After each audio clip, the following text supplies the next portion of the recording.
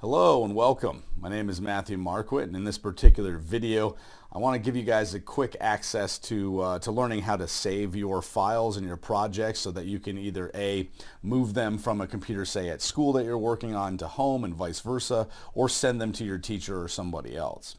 Okay, so let's first talk about saving a scene. So the scene itself is this viewport. So everything we see in the scene, so the main camera, the directional light, the cube, everything that we've done in here. So anything under our hierarchy, and then visually what we see here in the viewport. If we want to save that content, all we have to do is up to the top and go File, Save Scene, or Save Scene As, and then right there just automatically saves it if we just click on Save Scene, and it'll call it My Scene or whatever, right? And so if we do Save Scene As, then we can name it and then change it to whatever we need it to be. Okay, now this particular file, however, is only a reference file, meaning it finds the files that are here in our file structure and just references those files. So let's just say we wanted to give somebody this file. We gave them the scene file and sent it to them.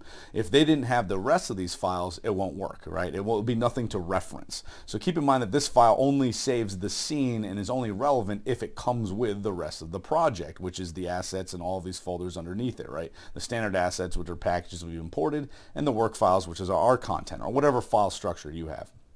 Now, if we want to save all of that, and let's say take that entire scene and all the folders we've done and all the work we've pasted in there, that is quite easy. Obviously, we still have to save our scene first, like we already did, but then we'll come over to Assets, and we're going to right-click on Assets, and we're going to choose Export Package. So we're going to save it out as a package. Now, by default, it selects everything. You can, deselect some things if you don't want them, but we'll just leave that just in case if you want. You can hit all, but that is the default, all of them.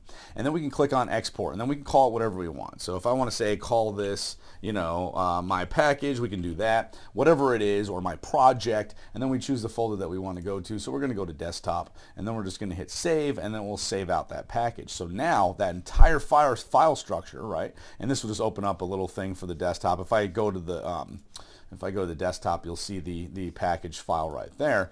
But of course, as I said before, if somebody takes that file or yourself and you bring it to a different computer and you double click it, it will ask you to create a new scene in Unity. As soon as you create it, it will just dump all of these files in there. You just double click on your scene, and then all of your content will show up over here.